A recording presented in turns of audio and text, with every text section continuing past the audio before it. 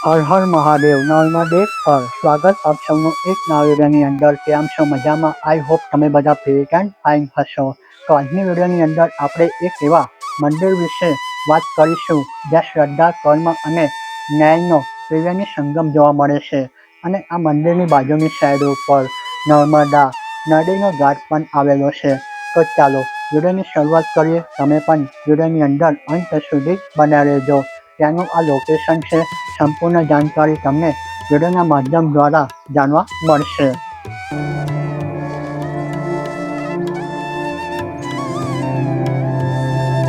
તો આપણે જ્યારે ગામની અંદરની સાઈડ ઉપરથી આવીએ છીએ એટલે આપણને આ રીતનું પ્રકૃતિથી ભરેલું સુંદર દ્રશ્ય જોવા મળે છે મંદિરની બહારની સાઈડ ઉપર નાના સ્ટોલ પણ લાગેલા છે જ્યાંથી તમે પૂજાપાનો સામાન પણ ખરીદારી કરી શકો છો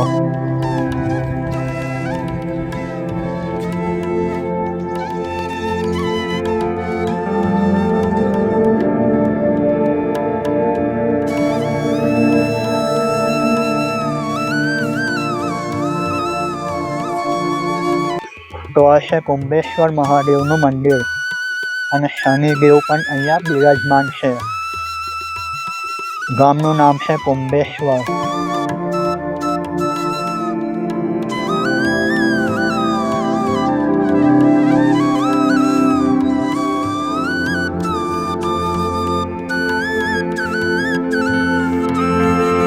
ઉપરની સાઈડ ઉપર આપણે આવીએ ત્યારે આપણને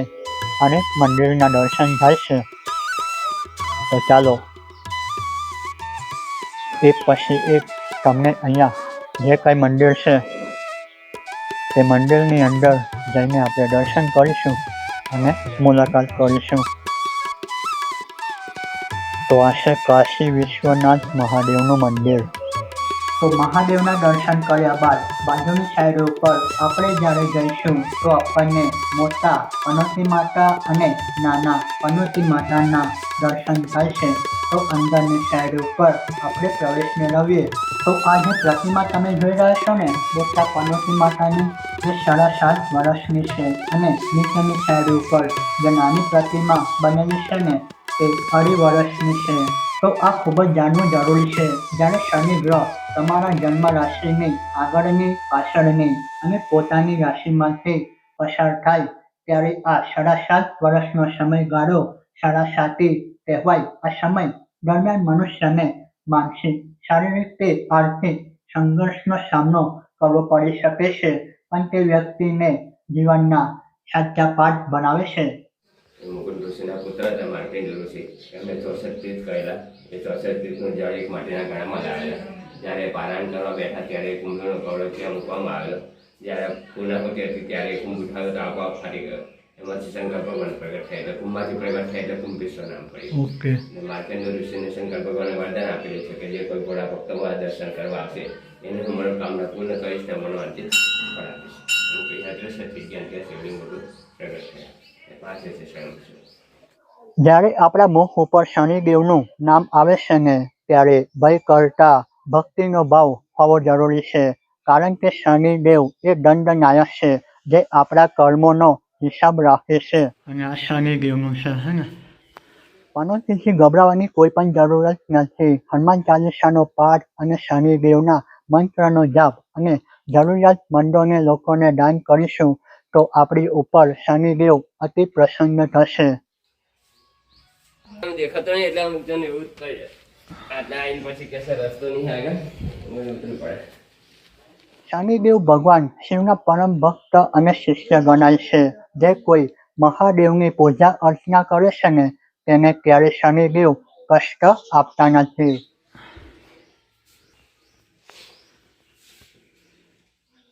નાની પનોતી જ્યારે શનિદેવ આપણી રાશિની અંદર ચોથા કાં તો 8મા ક્રમાંકે હોય ત્યારે 2.5 વર્ષની પનોતી લાગે છે ગણપતિ દાદાના અહીંયા દર્શન થઈ રહ્યા છે જ્યારે આપણને કોઈ ગ્રહ દશા નડતી હોય અને આપણે જ્યારે મહાદેવના શરણમાં જઈએ છીએ ને તો આપણને શાંતિ મળતી હોય છે કુંભેશ્વરનો અર્થ કુંભ અને ઈશ્વર પરથી આવ્યો છે જે અમૃત સમાન ગણવામાં આવે છે અને આપણને આશીર્વાદ પ્રદાન કરે છે. કર્મનો સિદ્ધાંત: જો તમારા કર્મો શુદ્ધ છે ને તો મહાદેવ જેવી કૃપા ક્યાંય મળે. આપણને મહાદેવ શિસ્ત, મહેનત અને ધીરજ શીખવે છે. જેનું મન શુદ્ધ છે અને જે કર્મની અંદર વિશ્વાસ રાખે તેને કોઈ પનોતી નડતી નથી. કુંભેશ્વર મહાદેવના આશીર્વાદ અને શનિદેવની ન્યાયપ્રિયતા આપના સૌનું કલ્યાણ કરે એવી પ્રાર્થના. તો ચાલો ગર્ભગૃહની અંદર મહાદેવનું શિવલિંગ મોજૂદ છે તો તે આપણે દર્શન કરી લઈએ.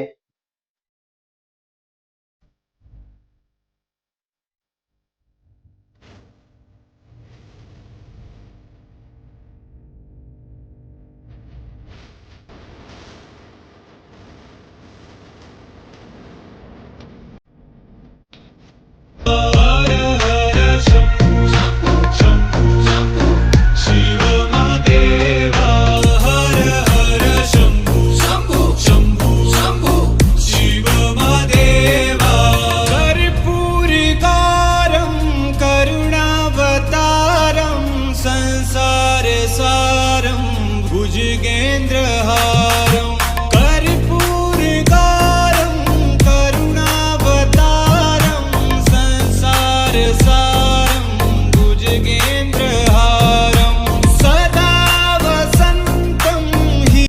નારિયેળ વધારવા માટેનું સ્ટાન્ડ તમને મંદિરના બાજુના ભાગમાં જોવા મળશે. મંદિરનું સુંદર દ્રશ્ય કંઈક તમે આ રીતના જોઈ શકો છો. તો આ છે કુંભેશ્વર મહાદેવ મંદિર.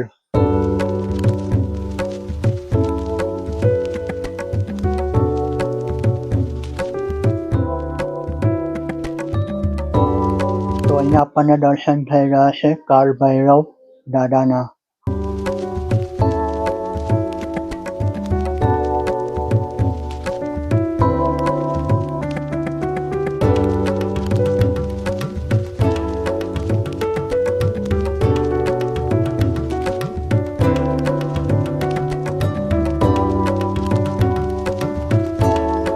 તો આ છે મંદિરની એક્ઝેક્ટ બાજુની સાઈડ ઉપર બનેલો આ રીતનો ઘાટ અને અહીંયા આવશો એટલે આપણને સુંદર દ્રશ્ય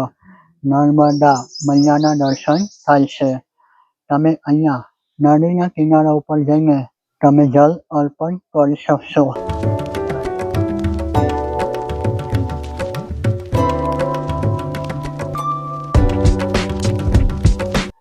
નર્મદેશ્વર શ્રી લક્ષ્મી યંત્ર મંદિર.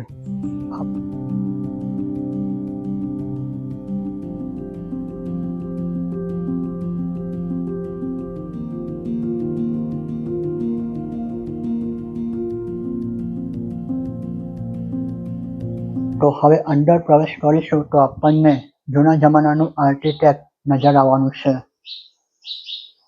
અહીંયા તમે જોઈ શકો છો.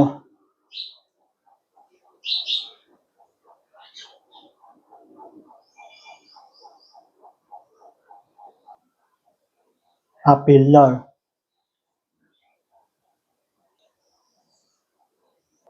અને આ રીતનો દરવાજો ખખડાવવા માટે તે જમાનાની અંદર આ રીતનું હેન્ડલ પણ લગાડવામાં આવતું.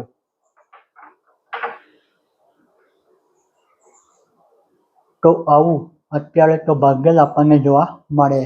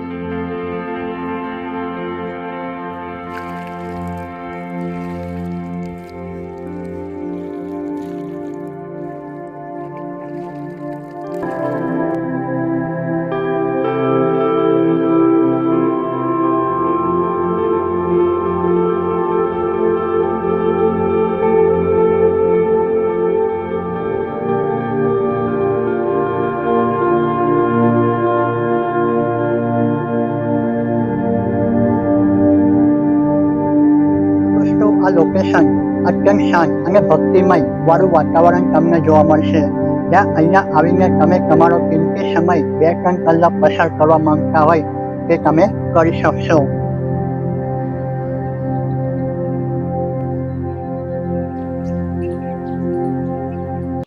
શનિદેવની પીડામાંથી મુક્તિ મેળવવા માટે ભગવાન શિવની આરાધના સર્વોપરી છે. કુંભેશ્વર મહાદેવનું જે આ મંદિર છે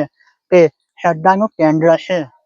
તો અંતમાં હું તમને એટલું જ કહેવા માંગીશ કે આજના દોડધામ ભર્યા જીવનની અંદર જો તમને માનસિક શાંતિનો અનુભવ કરવો હોય તો આ કુંભેશ્વર મહાદેવનું જે મંદિર છે તેની તમે મુલાકાત કરી શકો છો. તો દોસ્તો, નેક્સ્ટ વિડીયોની અંદર ફરી મળીશું. અહીંયા સુધી જો તમે વિડીયો જોયો હોય તો તમારા મિત્ર સાથે શેર કરજો અને તમે પણ અહીંયા મુલાકાત લેજો. નેક્સ્ટ વિડીયોની અંદર ફરી મળીએ.